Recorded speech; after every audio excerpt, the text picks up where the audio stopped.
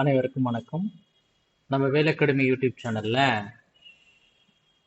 TNPSC group 4 2026க்கான free class அனௌன்ஸ்மெண்ட்டை பற்றி நம்ம சொல்லியிருந்தோம். இப்போ டிஎன்பிசி குரூப் 4க்கான ஸ்டடி பிளானை பற்றி தான் நம்ம இந்த வீடியோ பதிவில் பார்க்க போகிறோம். என்ன பார்க்க போகிறோம்? குரூப் 4க்கான ஸ்டடி பிளான் ஃபுல் டிப்ஸுமே இதெல்லாம் நம்ம சொல்லிடுவோங்க. ஒரு லெசனில் எவ்வளோ படிக்கணும், ஒரு டாப்பிக்கில் எவ்வளோ படிக்கணும் அப்படின்ற மொத்த விஷயத்தையும் சொல்லக்கூடியதாக இருக்குது. சரிங்களா? சரி, இந்த ஃபைனலாக கடைசியாக என்ன பண்ணுவோம் அப்படின்னா, இதற்கான பிடிஎஃபை எல்லாத்தையுமே நம்மளுடைய டெலகிராம் குரூப்பில் போட்டுருவோங்க. எல்லாருமே என்ன பண்ணிக்கோங்க அப்படின்னா, நம்மளுடைய டெலகிராமில் போயிட்டு வேலு அகாடமி அப்படின்னு சொல்லிட்டு இது பண்ணீங்கன்னா அந்த டெலகிராம் குரூப்பில் ஜாயின் பண்ணிக்கோங்க. அதில் தான் எல்லா விதமான அப்டேட்டுமே வரக்கூடியதாக இருக்கும். சரி, ஓகே. இந்த 2026 குரூப் 4ன்றது ரொம்ப இம்பார்ட்டண்டான ஒன்று. ஒரு சில கொஷின்ஸ் மார்க்கும் இருக்குது. என்ன அப்படின்னா, சார் 2026 குரூப் 4ல் எக்ஸாம் வருமா வராதா அப்படின்ற ஒரு கொஷினை ரைஸ் பண்ணக்கூடிய இதுவும் இருக்கக்கூடியதாக இருக்குது. இது எல்லாத்துக்குமான விடை என்ன அப்படின்னு பார்த்தீங்கன்னா, நம்ம பேசிக்கிட்டே இருக்கலாம். ஆனால் நம்ம அடுத்த ஸ்டேஜ் கடக்கணும் அப்படின்னு வரப்ப எக்ஸாம் வந்தாலும் நம்ம என்ன பண்ணணும்? எழுதிதான் ஆகணும். அப்போ அதுக்கேற்ற மாதிரி நம்ம என்ன பண்ணணும்? நம்மளை தயார்படுத்திக்கணும். அப்படின்னு வரப்ப நம்ம என்ன பண்ணணும்? எக்ஸாமுக்கு கம்ப்ளீட்டாக ரெடி ஆகக்கூடியதாக இருக்கும். இப்போ அக்டோபர் மாதம் ரிசல்ட் அப்படின்றத டிஎன்பிசி நமக்கு சொல்லிட்டாங்க. ஓகேங்களா? ஃபர்ஸ்ட் வீக்காக இருக்கலாம், இல்லை லாஸ்ட் வீக்காக இருக்கலாம், எப்படி வேணாலும் இருக்கலாம். ஆனால் ரிசல்ட்ன்றது விடக்கூடியதாக இருக்கு. 26ல் கண்டிப்பாக 2026 குரூப் 4 எக்ஸாம் இருக்கும் அப்படின்றத நான் ஃபர்ஸ்ட் ஸ்டார்ட் பண்ணிடுறேன். முதல்ல என்னெல்லாம் படிக்கணும், என்னெல்லாம் படிக்கக்கூடாதுன்றதுல நம்ம என்னவா இருக்கணும்? தெளிவாக இருக்கணும். இப்போ நான் எத்தனை லெசன் படிக்க போகிறேன், எத்தனை லெசன் படிக்கலை அப்படின்றது நமக்கு தெரியக்கூடியதாக இருக்கும். இப்போ ஒரே விஷயம் தாங்க, சிம்பிளான ஒரு விஷயம் என்ன அப்படின்னா, எவ்வளோ லெசன் நம்ம படிக்கணும் அப்படின்றத ஃபஸ்ட்டு பார்ப்போங்களா? ஒவ்வொரு சப்ஜெக்ட் வைஸாகவும் நம்ம என்ன பண்ணுவோம்? எவ்வளோ லெசன் படிக்கணும். இப்போ உதாரணத்துக்கு நம்ம ஃபஸ்ட்டு பார்க்க வேண்டிய சப்ஜெக்ட் என்ன அப்படின்னா பாலிட்டிங்க. இப்போ நான் பாலிட்டின்னு எடுத்துக்கிறேன். எத்தனை லெசன் நான் படிக்கணும் அப்படின்னா 6லேருந்து 12வது வரைக்கும் வரப்ப 42 லெசன்ஸை நம்ம படிக்கக்கூடியதாக இருக்குங்க. எவ்வளோ லெசன் படிக்கக்கூடியதாக இருக்கு? 42 லெசன்ஸ். அடுத்து நம்ம என்ன சொல்லுவோம் அப்படின்னா, எக்கனாமிக்ஸ் அப்படின்றத கொண்டு போவோம். எக்கனாமிக்ஸில் எவ்வளோ இருக்குது அப்படின்னா ஒரு 23 லெசன்ஸ் தாங்க. எக்கனாமிக்ஸை பொறுத்த வரைக்கும் எவ்வளோ தான் இருக்குது? ஒரு 23 லெசன்ஸ் தாங்க இருக்குது. இப்போ நம்ம பழைய சிலபஸ் பிரகாரமே அந்த யூனிட் 8 அப்படின்றத போடுவோம். தமிழ்நாட்டினுடைய வரலாறு அப்படின்னு வரப்ப ஒரு 24 லெசன் மட்டும்தாங்க படிக்கணும். எவ்வளோ? ஒரு 24 லெசனை படித்தாலுமே போதும். அடுத்ததா யூனிட் 9 வளர்ச்சி நிர்வாகம். அதில் எல்லாமே இப்போ நம்ம பார்க்கக்கூடிய வீடியோவில் இது மொத்தமாகவே தெளிவாக கொடுத்துருப்போம். ரொம்ப இம்பார்ட்டண்டான ஒன்றும் கூட. யூனிட் 9ல் அதாவது தமிழ்நாடு வளர்ச்சி நிர்வாகத்தில் நம்ம எவ்வளோ பார்க்க போகிறோம் அப்படின்னு பார்த்தீங்கன்னா ஒரு 11 லெசன் தாங்க இருக்குது குரூப் 4 பொறுத்த வரைக்கும். இப்போ நம்ம போடுற பிளான் எல்லாமே குரூப் 4க்கு இருக்கக்கூடியது. ஓகேங்களா? அடுத்து பாருங்க, ஐஎன்எம். அது ஐஎன்எம்மை பொறுத்த வரைக்கும் டோட்டல் நம்பர் ஆஃப் லெசன்ஸ் எவ்வளவு அப்படின்னா 16 லெசன் தாங்க இருக்கு. எத்தனை லெசன் தான் இருக்கு? ஒரு 16 லெசன்ஸ் தான் என்னது ஐஎன்எம் இருக்கக்கூடியதா இருக்கு. அடுத்ததா நம்ம ஹிஸ்ட்ரி வரலாறு அப்படின்றத பார்க்க போகிறோம். வரலாறை பொறுத்த வரைக்கும் ஒரு 20 லெசனுங்க. எத்தனை லெசன்? 20 லெசன் இருக்கு. அடுத்ததாக பார்த்தீங்கன்னா ஜாகிரஃபியை பொறுத்த வரைக்கும் எவ்வளோ இருக்குது அப்படின்னா ஒரு 25 லெசன் இருக்குங்க. எத்தனை இருக்கு? ஒரு 25 லெசன்ஸ் இருக்கக்கூடியதாக இருக்குங்க. இது தாங்க நம்ம மொத்தமாக படிக்கக்கூடிய லெசன். ஒரு குரூப் 4 அப்படின்னு நீங்கள் எடுத்துக்கிட்டீங்க. இப்போ பாருங்க, ஒரு குரூப் 4 அப்படின்னு நீங்கள் எடுத்துக்கிட்டிங்கன்னா எவ்வளோ லெசன் தான் நீங்கள் படிக்கணும்? ஒரு 24 லெசன்ஸ் மட்டுமே படித்தாலுமே போதும்.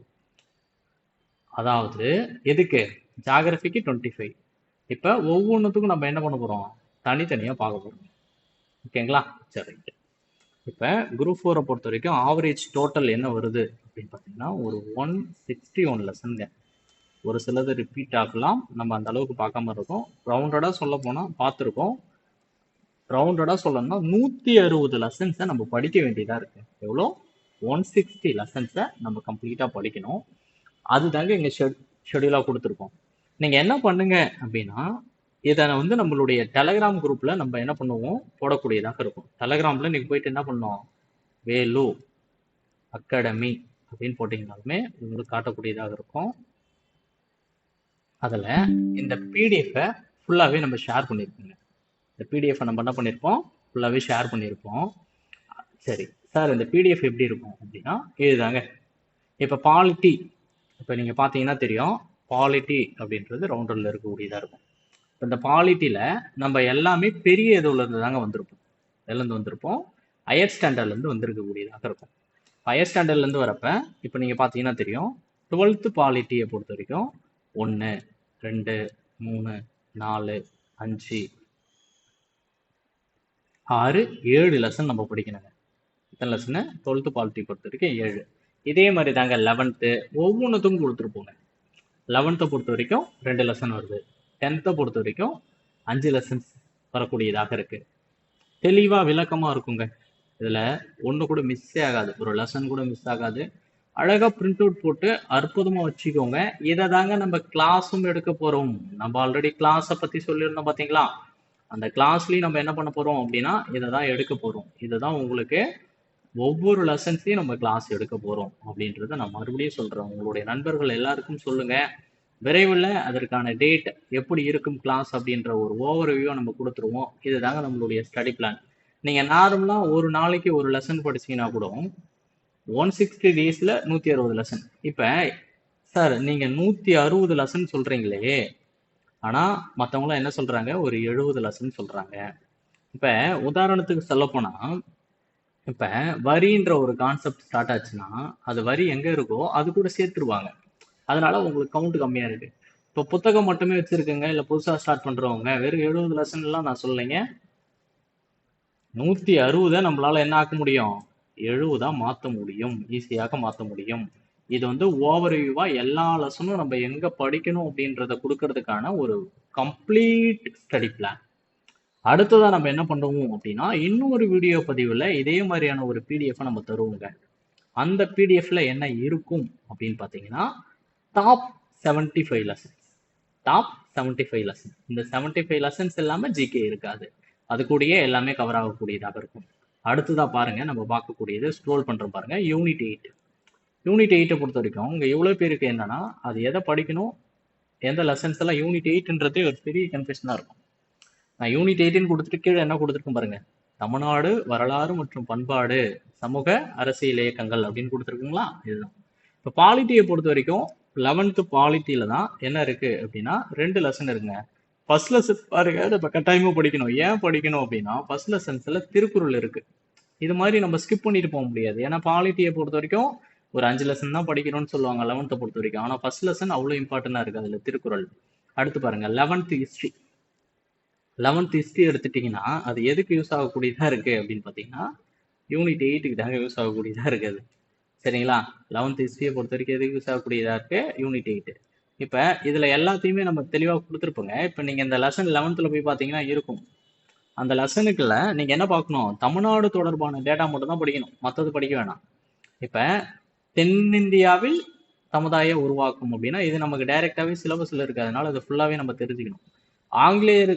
ஆங்கிலேய ஆட்சிக்கான தொடக்க கால எதிர்ப்புகள், இதே நம்ம என்ன பண்ணோம், ஃபுல்லாகவே நம்ம தெரிஞ்சுக்கக்கூடியதாக இருக்கும். சரிங்களா. அது ரொம்ப மஸ்டான ஒன்று. இப்போ சார் நீங்கள் சொன்னீங்கல்ல 161, ஆனால் எல்லாரும்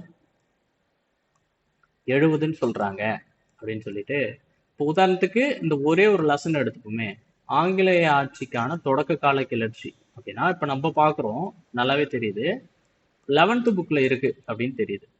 இதையே 10th ஹிஸ்ட்ரி புக்லேயும் இருக்கும். இதே 8th மக்கள் புரட்சின்னு ஒரு லெசன் ஒன்று வரும்.